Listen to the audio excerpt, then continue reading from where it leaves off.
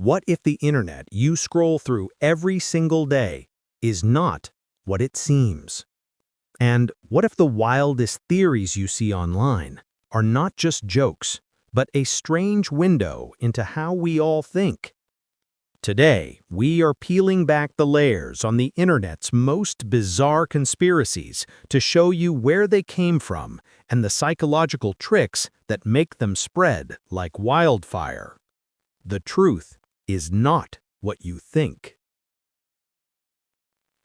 You have probably seen it on a t-shirt or a protest sign. Birds aren't real. The idea sounds ridiculous, that between 1959 and 1971, the United States government secretly replaced all birds with spy drones that recharge on power lines. If it flies, it spies. But the real story has nothing to do with robotic pigeons. It started in 2017 when a college student named Peter McIndoe was at a protest. Feeling overwhelmed by all the tension, he picked up a sign and wrote the most nonsensical thing he could imagine: birds aren't real. It was never meant to be a belief system. It was performance art, a kind of living joke about how easily false ideas can spread online. But when a clip of him went viral, a movement was born. Young people loved it, not because they believed it, but because it gave them a way to laugh at the chaos of the post-truth world. It became a kind of shield against fear and misinformation.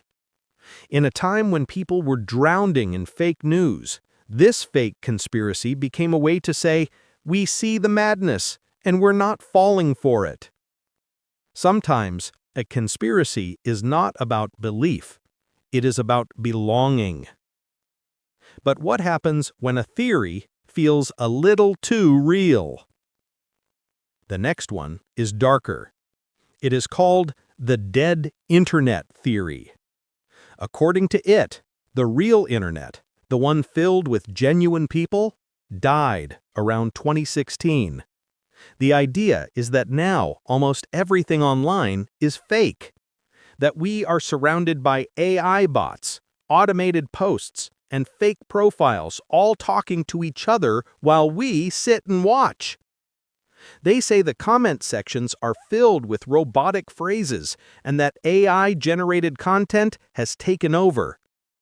For a long time, people laughed at it. But the strange thing is that it's starting to sound less crazy. By 2025, reports showed that for the first time in a decade, bots made up more than half of all internet traffic. Malicious bots, the ones designed to spread lies or steal data, reached record highs. AI can now write, speak, and argue so perfectly that you can't tell if you're talking to a human or a program. The theory didn't begin with a secret government plot. It began with a gut feeling that the internet just feels less human.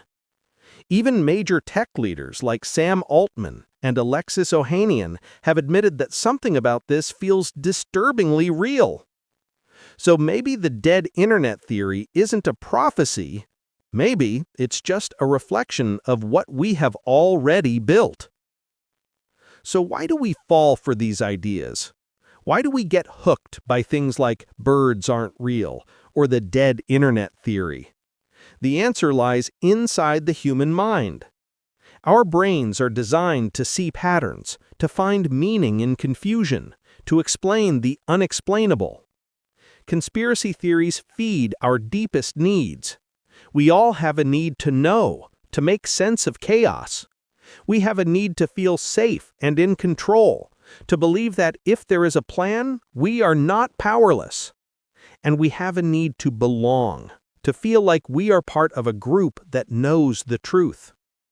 Social media pours fuel on that fire. Its algorithms don't care about what's true. They care about what makes us feel. Fear, anger, curiosity. The stronger the emotion, the faster it spreads. The internet doesn't create conspiracies, it just amplifies our own psychology. The truth behind these viral conspiracies is almost never about a secret organization.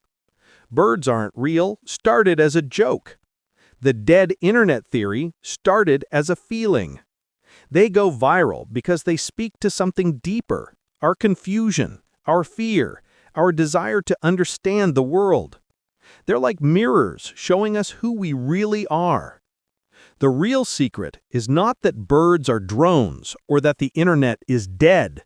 The real secret is that we keep believing the stories that make us feel safe even when they're not true.